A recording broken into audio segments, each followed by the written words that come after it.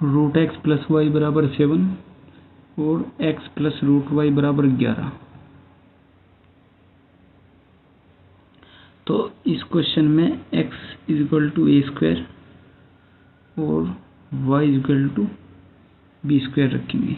तो x की जगह तो हमें ए स्क्वायर रखना है और y की जगह बी स्क्वायर रखना है। तो रूट एक्स की जगह तो आएगा a और y की जगह आ जाएगा बी स्क्वायर इक्वल टू 7। यहाँ पे x ए स्क्वायर और y b इक्वल टू 11। ये इक्वेशन थर्ड मान लेते हैं और ये इक्वेशन फोर्थ। तो यहाँ से दो मेथड बनेंगे, एक तो प्लस करने पे और दूसरा माइनस करने पे। तो पहले हम माइनस वाला करेंगे, तो माइनस कर देंगे इस तरह से, ये होगा माइनस। तो यहाँ पे लिखेंगे a square plus B square minus a square minus के बी और 7 माइनस के 11।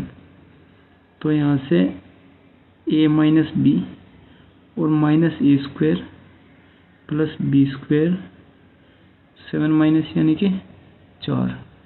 तो यहाँ से मैं इसमें से ए माइनस बी कॉमन और यहाँ से माइनस कॉमन ले लूँगा।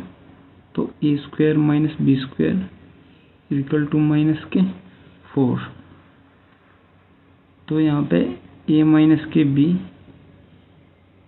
कॉमन 1 माइनस के a plus b equal to minus के 4।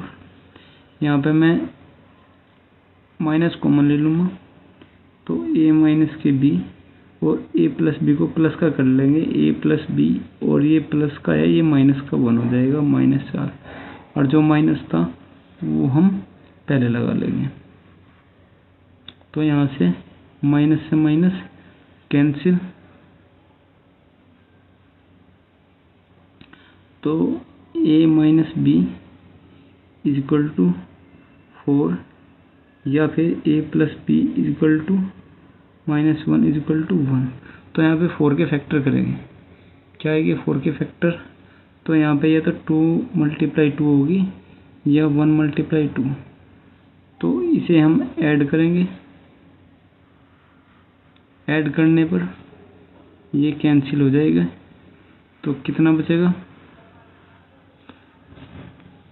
यहाँ पर 2a -1 5 4 और 5 आएगा। तो यहाँ पर 2a एक ऐड हो जाएगा 5 और 6। तो यहाँ पे a 3 5.2 और 3। तो यहाँ से a की वैल्यू कितनी आएगी? a की वैल्यू आएगी 3 या 5.2।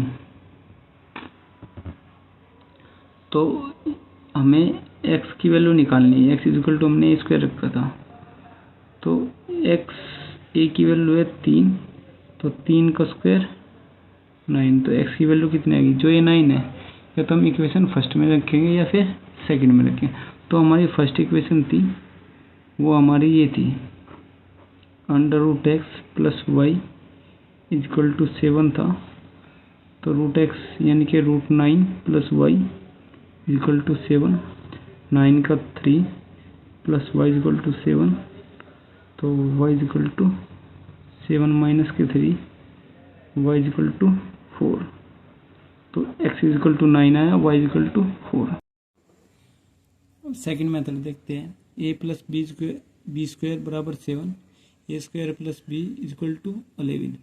तो यहाँ से फर्स्ट मेथड तो हमारा सब्ट्रैक्ट करा था और सेकंड मेथड हम क्या करेंगे? प्लस।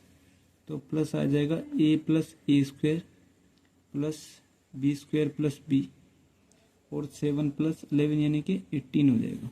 तो फर्स्ट उसमें से a कॉमन आ जाएगा, 1 प्लस a बचेगा, पर हम a प्लस 1 रख लेंगे। यहाँ से भी हम b कॉमन ले लेंगे और b प्लस 1 इक्वल टू 18। अब यहाँ से हमें वैल्यू पुट कर देखनी है। कैसी? जैसे a की वैल्यू 3 रख देंगे और b की वैल्यू 2। तो b की वैल्यू हम 3 क्यों नहीं रख सकते? क्योंकि यहाँ पे जो b की वैल्यू आएगी वो हमेशा पूर्ण वर्ग होनी चाहिए।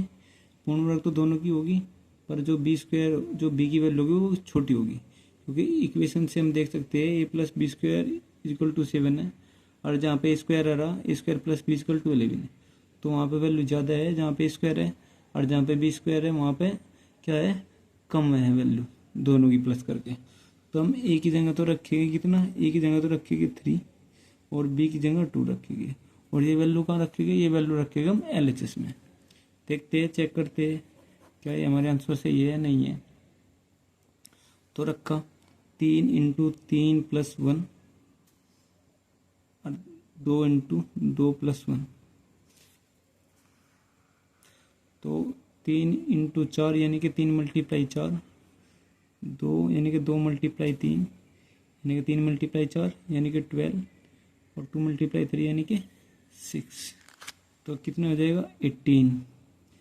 तो हमारा आंसर क्या है, ए की वैल्यू हमारी 3 होगी और बी की वैल्यू कितनी होगी हमारी 2।